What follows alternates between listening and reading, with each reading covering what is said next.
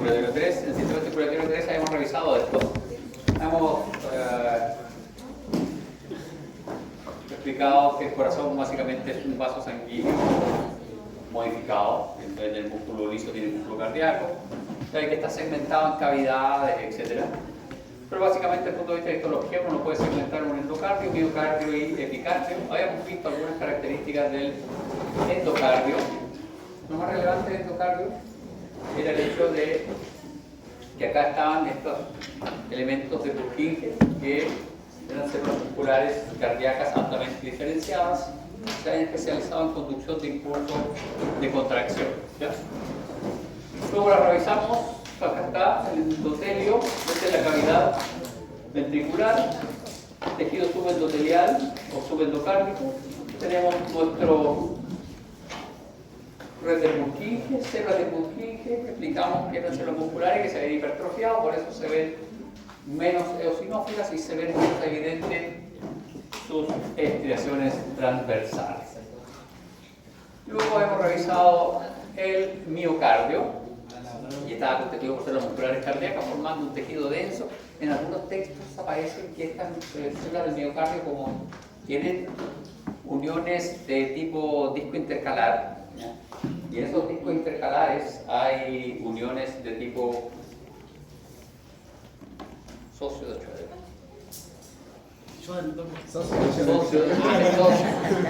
socio. ¿Qué tipo de uniones habían en los discos intercalares? ¿Y qué eran los discos intercalares? Cartílago. Ya.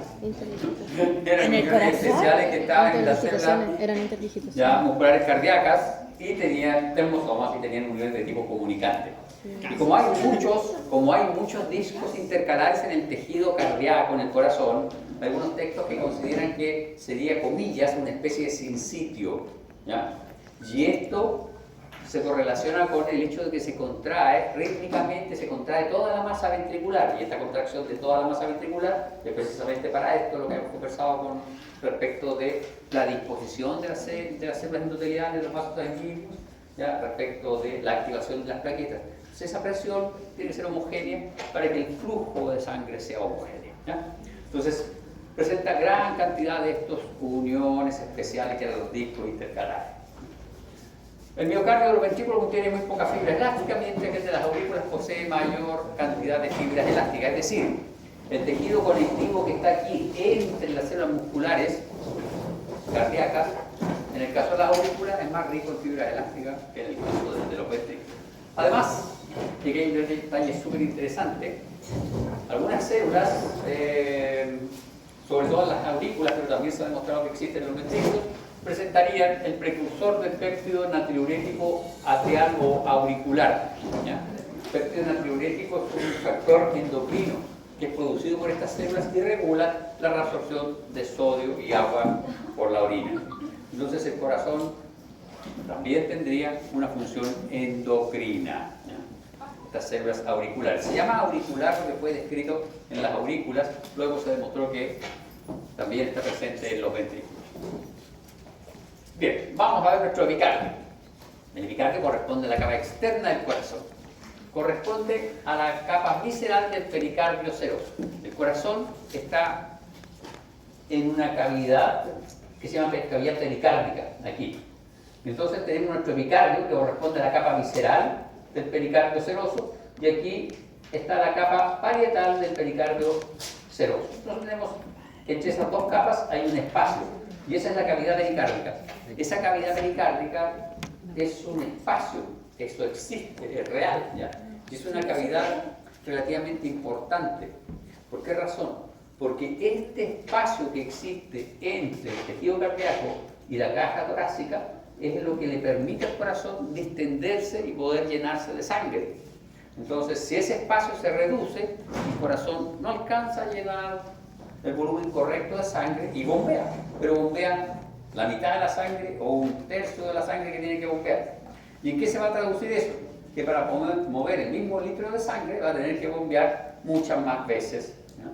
Si en cada contracción movilizaba 400 cc de sangre, para mover un litro va a tener que hacerlo 3 veces y media casi, en vez de hacerlo con 2 veces como correspondía normalmente. Si es que se reduce ese espacio, y si ese espacio se llega a reducir mucho, puede incluso hacer 6 veces, 6 contracciones para mover el mismo litro de sangre. ¿Qué genera eso? Falta oxigenación en los tejidos y exceso de trabajo cardíaco. Entonces, este espacio es muy importante y es el que se establece entre la hoja serosa y la hoja visceral de la capa serosa pericárdica y la hoja parietal de la capa serosa pericárdica. Ahora, ¿por qué se puede perder este espacio? Dirán ustedes. Está bien, perfecto, ese espacio existe, pero ¿por qué se puede perder? Se puede perder porque justo debajo del epicardio, que está constituido por células mesoteliales, hay tejido conectivo y ese tejido conectivo se denomina submesotelial. ¿Y qué hay ahí? Vasos sanguíneos y cantidades abundantes de tejido adiposo. Entonces, las personas que tienen sobrepeso, se localiza tejido adiposo en este tejido submesotelial. Y ese tejido adiposo es el que va a hacer disminuir la cavidad pericárdica. Y entonces, estas personas con sobrepeso, cualquier ejercicio que hagan, necesitan oxígeno en sus músculos y su corazón va a tener que latir muchas más veces que lo que late el corazón de una persona con mucho menos peso, ¿no? Mesotelio. ¿Qué significa mesotelio? ¿Ustedes de polera amarilla? ¿Mesotelio? ¿Qué es un mesotelio? ¿Qué es un mesotelio? No sé. ¿Ustedes no que está tan distraído? ¿No se acuerdan? ¿Mesotelio? El mesotelio, Un mesotelio. Este epitelio poco desarrollado. Es un epitelio plano simple. El mesotelio recubre las serosas. ¿En qué otra serosa está recubierta por un mesotelio? Lo revisamos cuando vimos los epitelios planos simples. La cavidad abdominal, exactamente. Todas las vísceras tienen un recubrimiento mesoteliano. ¿Ya? Bien. Pero el corazón no es solo tejido muscular. El corazón, de hecho, cuando lo consideran como sinsitio, lo consideran como 2 sinsitios separados, el sinsitio auricular y el sinsitio ventricular, porque efectivamente nuestro corazón está partido en 2. ¿Por qué está partido en 2? Porque hay una serie de elementos conjuntivos que están dispuestos entre las aurículas y los ventrículos. Uno de ellos son las válvulas cardíacas y están compuestas por repliegues del endocardio que contiene una placa central de tejido conectivo denso. No tiene músculo, tiene tejido conectivo denso. Y van a tener un epitelio endotelial por el lado superior y por el lado inferior también van a tener endotelio. La diferencia está que por la cara inferior o la cara ventricular de mi válvula se van a proyectar elementos conjuntivos que son las cuerdas tendinosas. Esos elementos conjuntivos van a ser puente o se van a unir a los músculos papilares. ¿Y cuál era la característica de esos 2 elementos? Que no tenían tejido subendotelial, tenían solo el endotelio de revestimiento aquí, por debajo el endotelio no tiene tejido subendotelial. ¿Ya? Bien, otro elemento que está dispuesto entre la aurícula y los ventrículos son los anillos fibrosos. Los anillos fibrosos son discos de tejido conectivo denso que están rodeando a las válvulas. Le dan soporte estructural y ayudan a mantener la forma de las válvulas, ¿ya? Porque la válvula es una proyección, del endocardio, ¿ya? Entonces aquí por fuera, aquí en el bordecito, se forma el anillo fibroso que le da forma y disposición, mantiene la estructura de nuestra válvula. Luego tenemos los trígonos fibrosos. Los trígonos fibrosos son elementos de tejido conjuntivo denso que se disponen entre las válvulas. El trígono fibroso lo que hace es mantener en su posición a las válvulas. El anillo le da soporte a la válvula y el trígono las mantiene equidistantes a las válvulas, las mantiene básicamente en su localización. Es bien interesante esto, lamentablemente ustedes no ven embrio, pero es bien interesante esto de la posición de la válvula, porque hay una serie de patologías en donde se altera la posición de las válvulas y generan anomalías bien importantes respecto del funcionamiento del corazón. Entonces tenemos anillo fibroso, trígono fibroso y tenemos las válvulas. Esos son elementos de tejido conjuntivo denso. todos son tejidos conjuntivos densos, irregularmente dispuestos. Y esos tejidos lo que hacen técnicamente es separar las aurículas de los ventrículos. Y entonces, ¿cómo funciona el corazón? Porque tanto nosotros sabemos, se contraen las aurículas, se llenan los ventrículos, se contraen los ventrículos y sale la sangre o a los pulmones o al sistema circulatorio general. ¿Cómo se coordinan? Se coordinan porque existe esta red de las células de Purkinje. Otro elemento que se me estaba quedando fuera del tintero son las cuerdas tendinosas, pero ya las hemos mencionado cuando hablamos de las válvulas cardíacas. ¿Ya? Las cuerdas tendinosas se fijan acá. Acá está la válvula, acá están las cuerdas tendinosas y ahí están los músculos papilares. ¿Ya? Bien, entonces habíamos dicho que nuestro corazón, con todos estos elementos conjuntivos, quedaba separado en un ventrículo y en una cámara auricular. Entonces tenemos que coordinar la contracción de esta masa muscular y se coordina gracias al sistema de Purkinje, que son estas células de Purkinje, células musculares cardíacas diferenciadas. Pero ¿cómo se da esto? Resulta que hay un nodo auricular y hay un nodo aurículo-ventricular, que son agrupaciones de estas células especiales que el nodo auricular es el que recibe el principal impulso nervioso. Este nodo recibe el impulso nervioso de relájate corazón, acelérate corazón. Y él lo transmite a las aurículas y luego lo transmite a los ventrículos. Entonces va desde aquí, va hacia el nodo aurículo-ventricular. Pero las células del nodo aurículo-ventricular son un poco como mis alumnos de dental. Son un poco distraídas.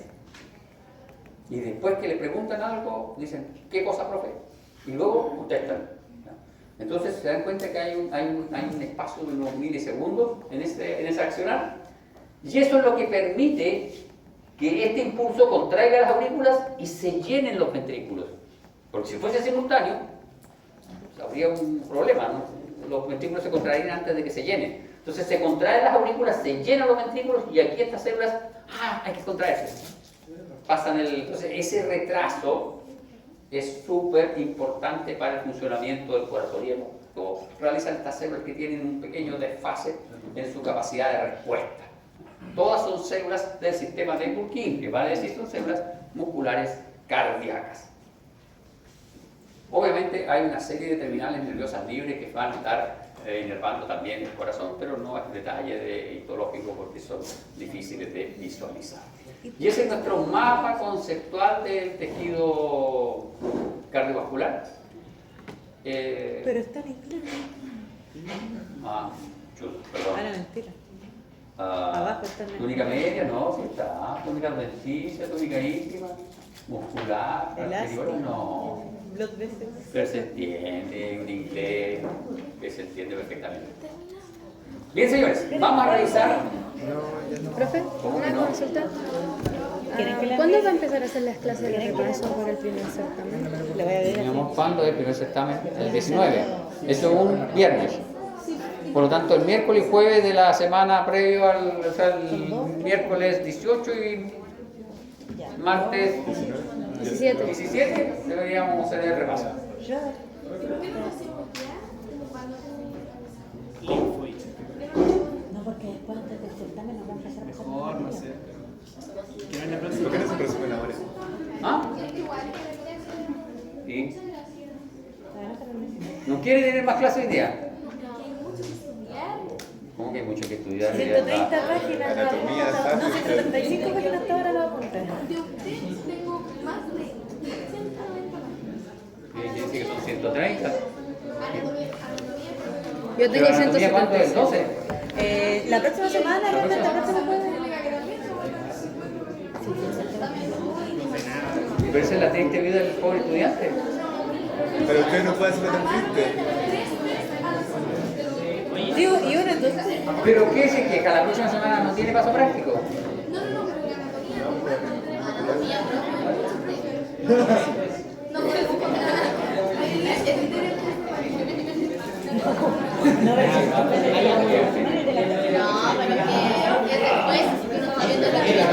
que profe.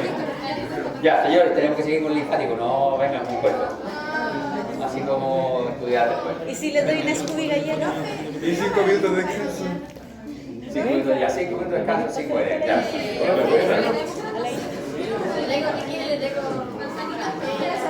preparar una sarcófera en esta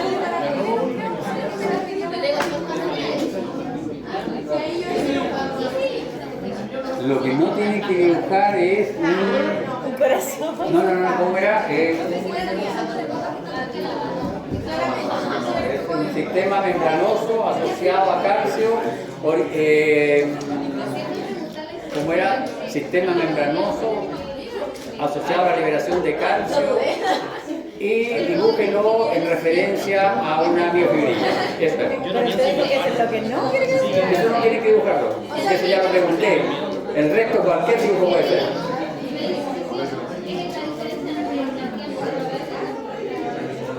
Una Seguro. sarcómera. Mi amor, ¿cómo dibujas la diferencia entre el cardíaco y el...?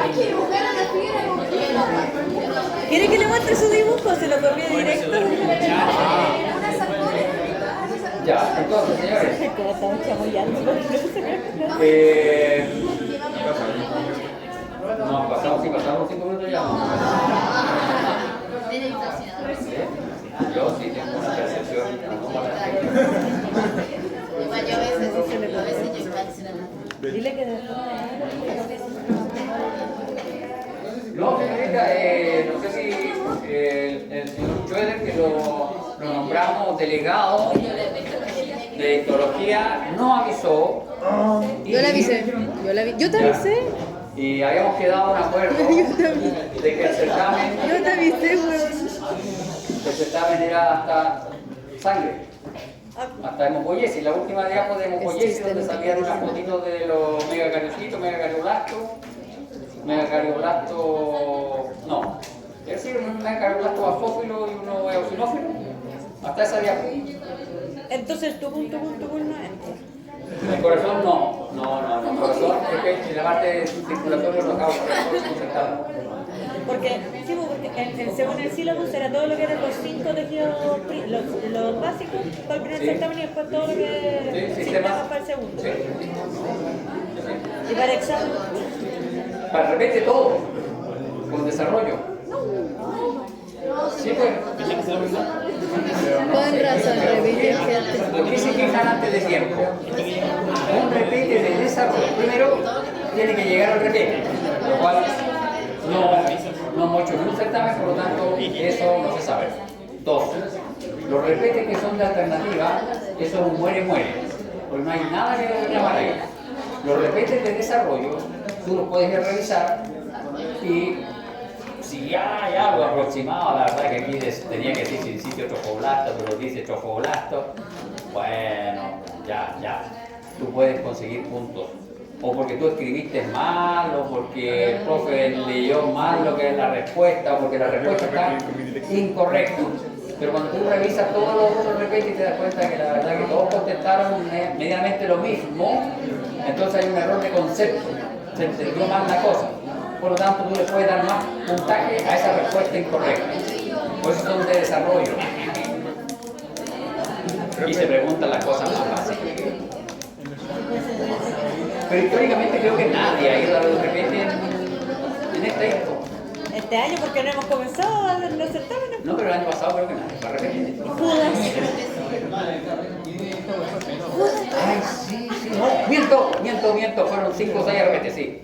Ah, no puede ser. Sí. Yo creo que 2. Creo que 2. Estaba mi ¿En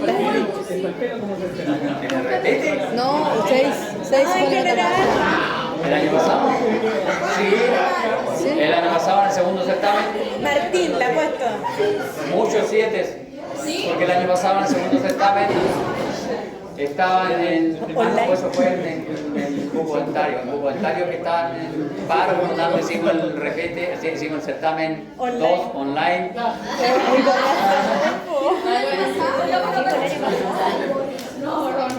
Así que todos aprobaron. Pues nadie repete.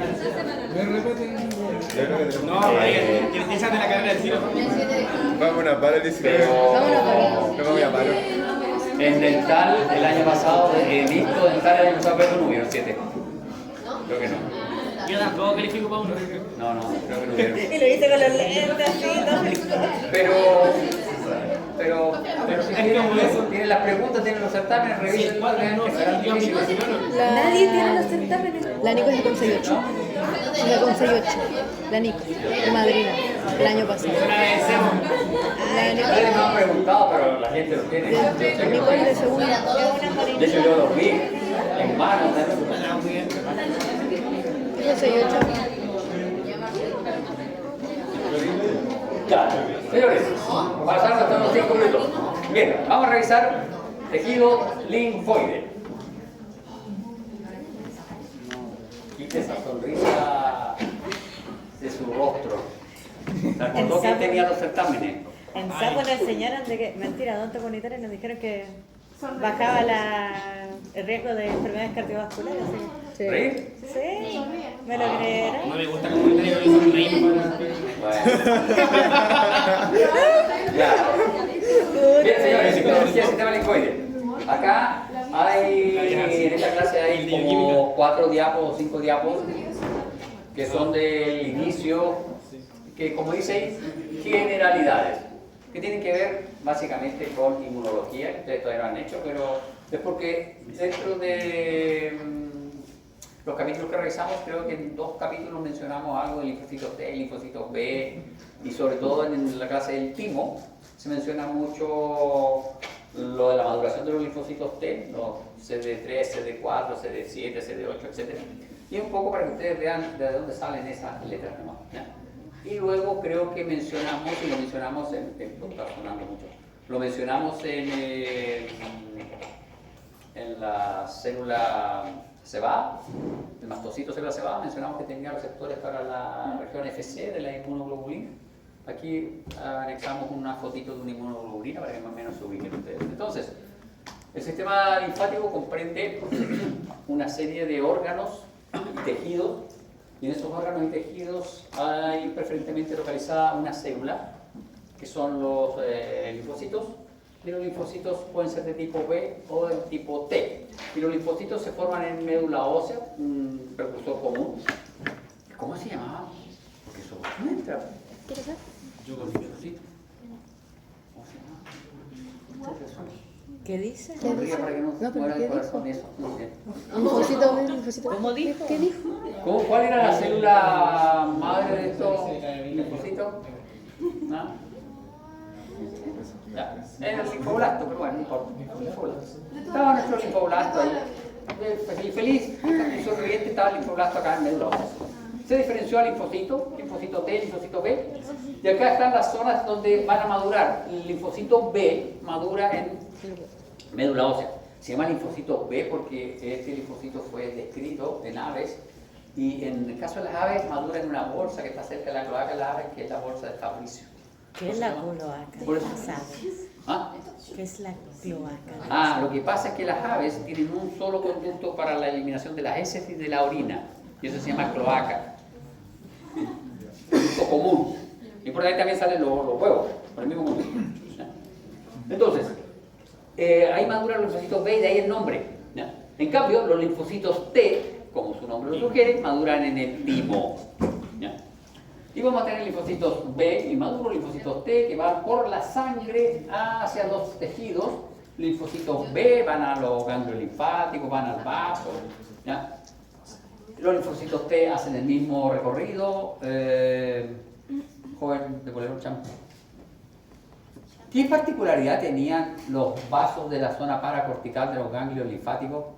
Porque el linfocito T se queda aquí, en la paracortical del ganglio linfático. Lo vimos ayer.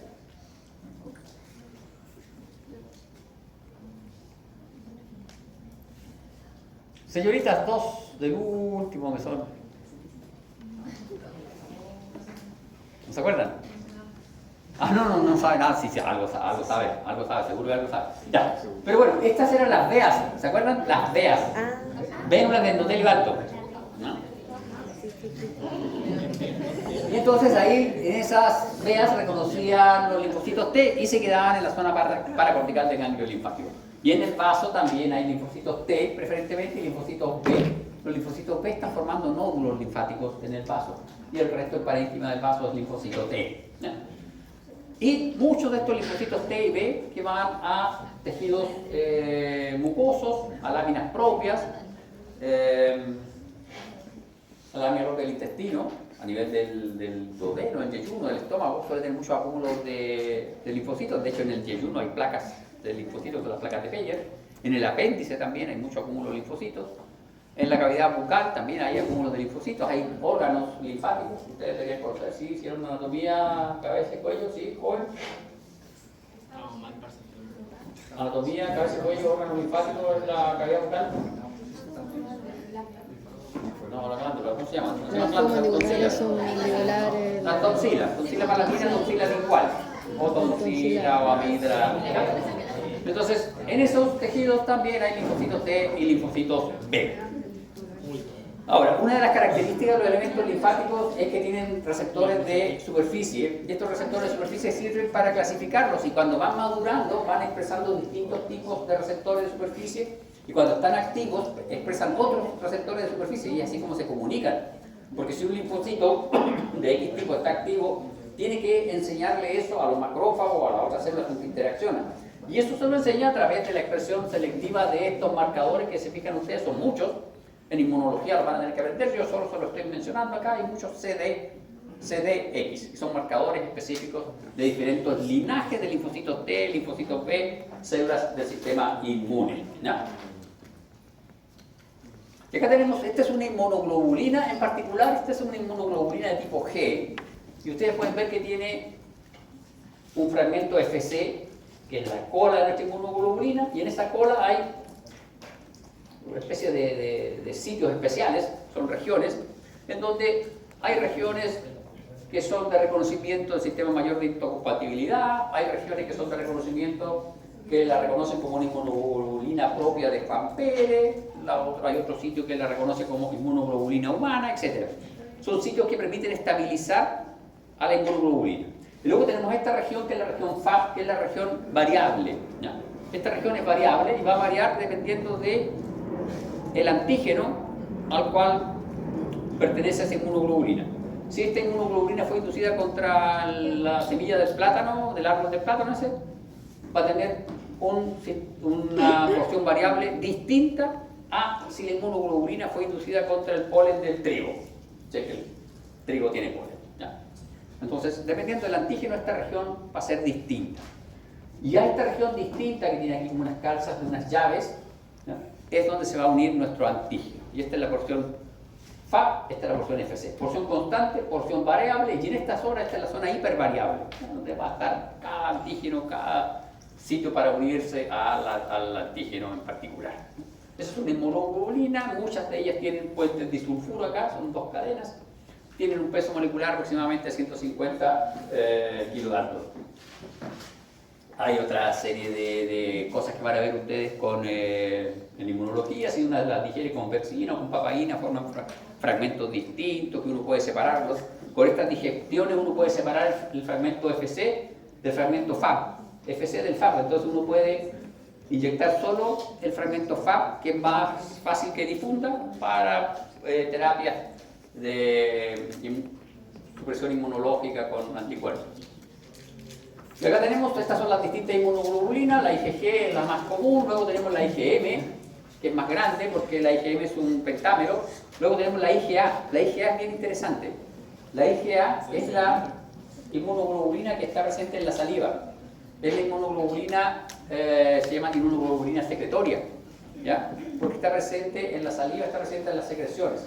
Esa atraviesa los epitelios y se queda en las secreciones de nuestra saliva, tiene inmunoglobulina tipo A. La IgD y la IgE finalmente. La IgE, ¿se acuerdan de la IgE? ¿Qué pasaba con la IgE? Señorita, polera amarilla, María Guardia, usted, ¿sí? ¿Qué pasaba con la IgE? En particular, ¿qué pasaba con el fragmento FC de la IgE? ¿No se acuerdan? Bueno, la ayudo. Esta es la inmunoglobulina que está asociada a los alergenos. Esta se induce cuando un antígeno que ingresa a tu cuerpo se comporta en tu cuerpo, pero no necesariamente en el cuerpo de otra persona, como alergeno. Es decir, ese antígeno induce expresión alta de inmunoglobulina tipo E. Y esta inmunoglobulina tipo E tiene una particularidad, su FC esta colita se une a un receptor que tiene el mastocito. Y cuando se unen muchas, se degranula el mastocito. Y se degranulan sus gránulos metacromáticos. ¿Cierto? ¿Y qué era metacromacia? Bueno. Esa sobreposición que había de los... Bueno, entonces seguimos con nuestros órganos linfáticos. ¿Ustedes quieren repaso? Yo les hago repaso. ¿No se acuerdan de nada? Pero esa sobreposición de los coloramientos pero que eso hay, no pues, la Sí. microcromática. Ya, bien. Vamos entonces ahora a la histología propiamente tal de los órganos linfáticos. Los órganos linfoides se clasifican en dos categorías, son primarios y son secundarios. Los primarios son los órganos en donde se forman y o maduran los linfocitos y ahí adquieren su capacidad inmunitaria. ¿Ya? Son el hígado fetal, se forman linfocitos, la médula ósea, fetal y postnatal, se forman y maduran los linfocitos B, y el timo en donde maduran los linfocitos T. Los linfocitos T se forman en médula ósea, pero maduran en el timo. ¿Ya?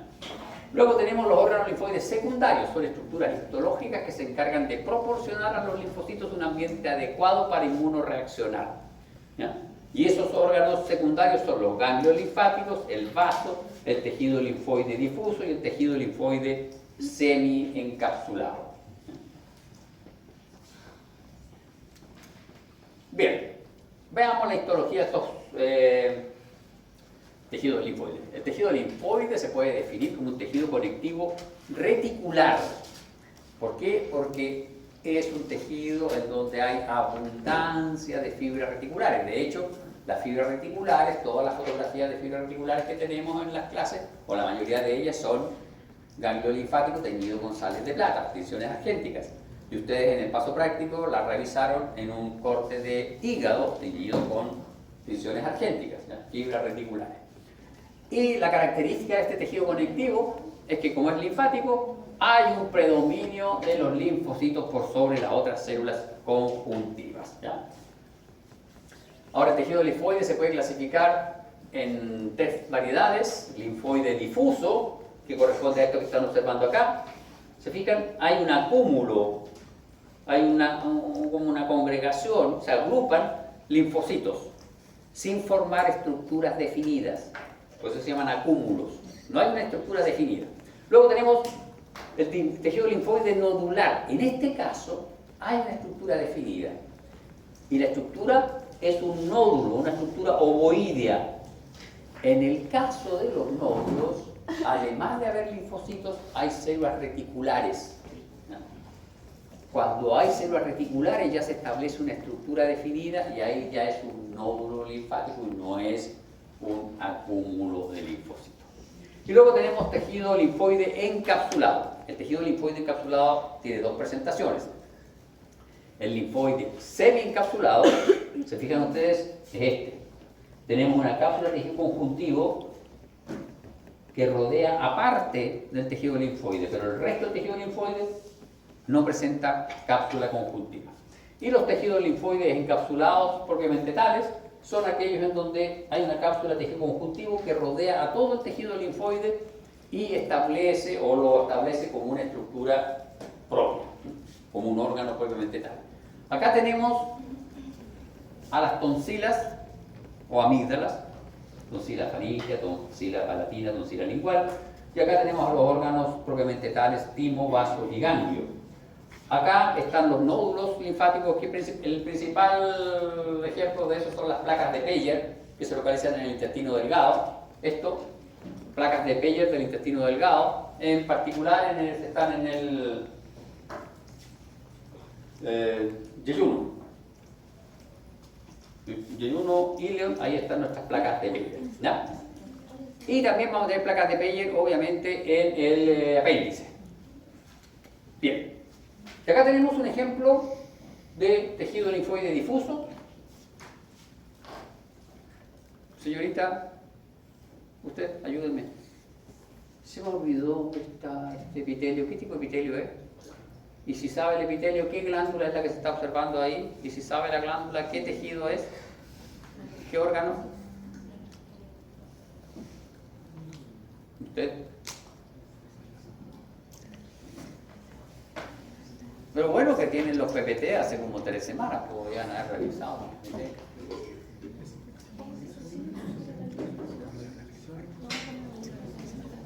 ¿Usted se acuerda? ¿Sí? Ya, perfecto. No le pregunto ni nada. ¿Se acuerda? Pide la ayuda a los jóvenes que están al lado suyo. Señorita, ¿puede ayudarla? Joven, ayúdela. Mire, yo le voy a ayudar. Aquí pasa la membrana basal.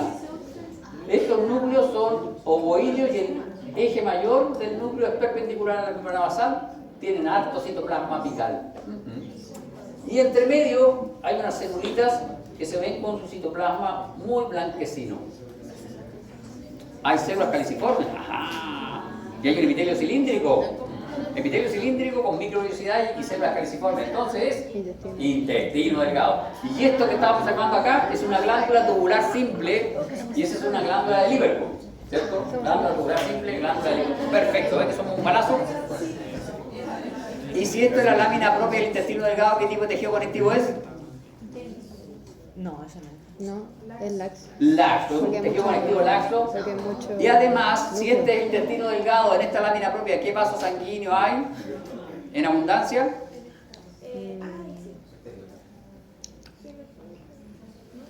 Si usted va después de esta clase agobiado por la histología y se toma una cervecita aquí en la capilares fenestrados. ¿Por qué? Porque estos capilares fenestrados son el plexo primario de qué sistema?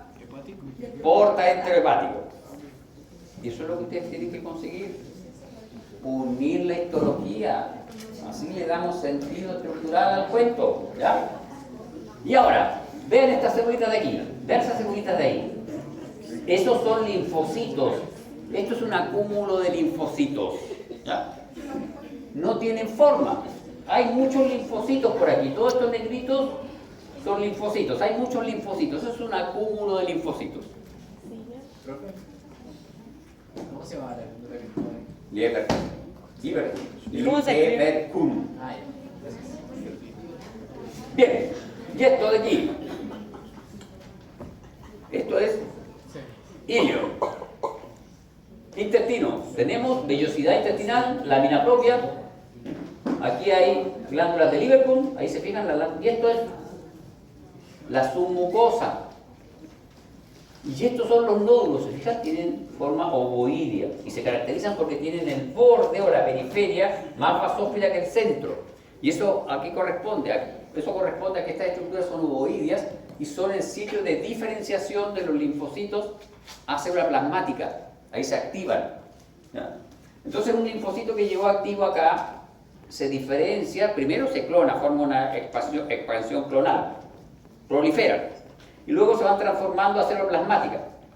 Y cuando pasan a célula plasmática se transforman previamente a linfoblasto. Y el linfoblasto es una célula que tiene un núcleo eucromatínico, tiene citoplasma eosinófilo abundante. Y están localizados aquí, entre las células reticulares. Entonces, este centro es más eosinófilo que la periferia, en donde están los linfocitos que no están activos. ¿Por qué? Porque aquí están los linfoblastos y las células plasmáticas y las células reticulares. La célula reticular es una célula de aspecto estrellado, con escaso citoplasma eosinófilo y con un núcleo eucromatínico ovoideo. Entonces eso es lo que da la falta de basofila en esta zona es más eosinófila, sin llegar a ser eosinófilo, ¿no? Es bastante menos basófila que el resto. Entonces todo esto se llama corona de linfocitos y esto se llama centro germinal. Y este es un nódulo linfático. Entonces no solo se agruparon los linfocitos, sino que se organizaron y hay células reticulares, hay centro germinal, ya no hay solo linfocitos. Estos nódulos son linfocitos B, siempre son linfocitos B. Aquí a los lados hay mezcla de linfocitos B y T, pero aquí solo hay linfocitos B. Y aquí están los linfoblastos, células plasmáticas y células reticulares. Linfoblastos, linfocitos B, que se está transformando en células plasmáticas para empezar a producir anticuerpos. ¿Por qué? Porque fue impactado por un antígeno. Linfoide semiencapsulado. En este caso, estos son elementos en donde el epitelio de revestimiento se imagina y forma, en el caso de la tonsila palatina que se está observando acá, o amígdala, forma criptas. Y en este caso, estas criptas se ramifican Este es el epitelio de revestimiento de la cavidad bucal y aquí se fijan una cripta y la cripta se ramifica. Las criptas están revestidas del mismo epitelio de revestimiento de la cavidad bucal. ¿Cuál era el epitelio de revestimiento de la cavidad bucal?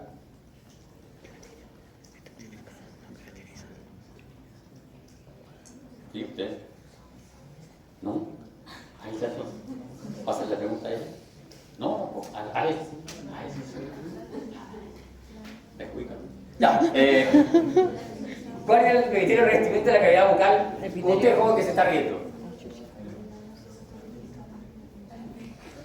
Aquí no se ríe nadie. Porque...